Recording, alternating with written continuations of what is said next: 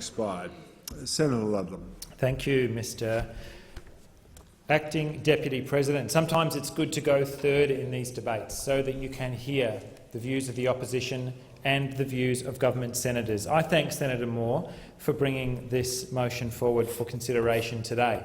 When Prime Minister Turnbull had rolled Mr Abbott out of the Prime Minister's office, his pitch to his own party room and to the people of Australia was really twofold.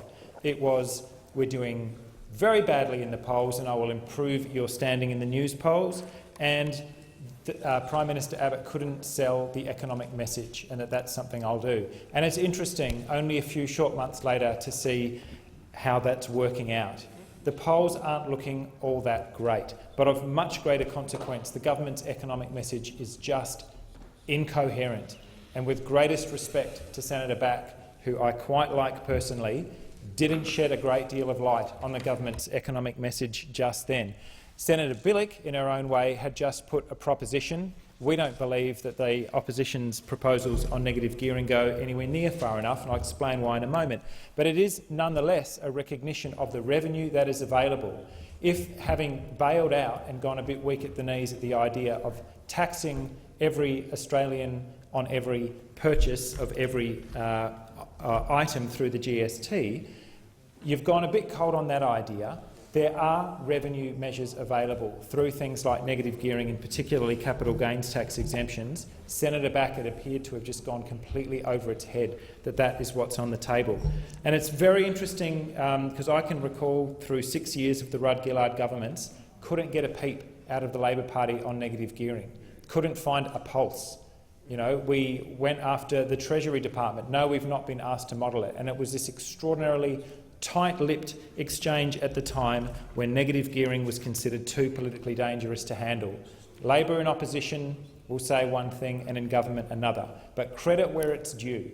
It's out in the open now and the debate is joined. They at least they don't be so sure of that, Senator Cameron, because that smug attitude is what is costing you votes. At least now that's out in the open, and I do want to acknowledge that the Labor Party has at least bitten the bullet. There's a negative gearing policy out there, there's a capital gains tax policy out there, which is more than we can say for the government. They're screaming about the loss of revenue, and yet they're not interested in actually taking it on where it's available. We had the Parliamentary Budget Office last year, middle of last year, model what negative gearing concessions to wealthy property investors actually costs the economy. It is, in combination with capital gains tax exemptions, which is the 6th largest tax expenditure in our economy, over the forward estimates, $22 billion.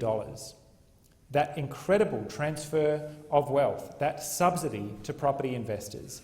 And I've been kind of amused to see the Property Council, one of the few voices left in the debate, still hanging on to this idea that this intervention in the housing market is in the public interest, saying, oh, it's all people on $80,000 a year or less.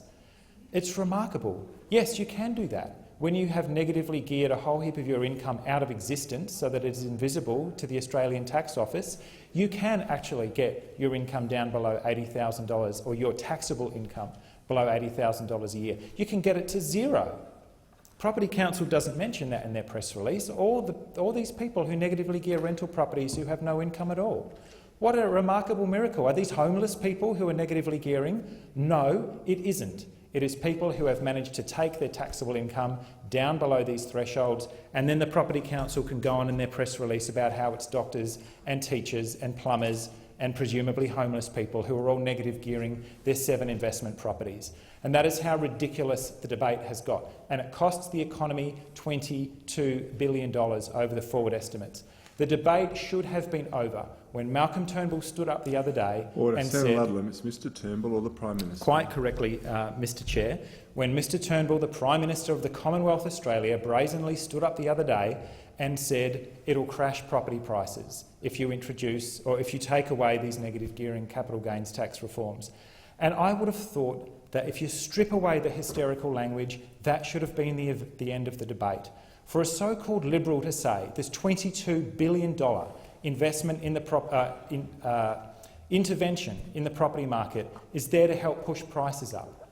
He basically acknowledged that negative gearing and capital gains tax exemptions increase property prices.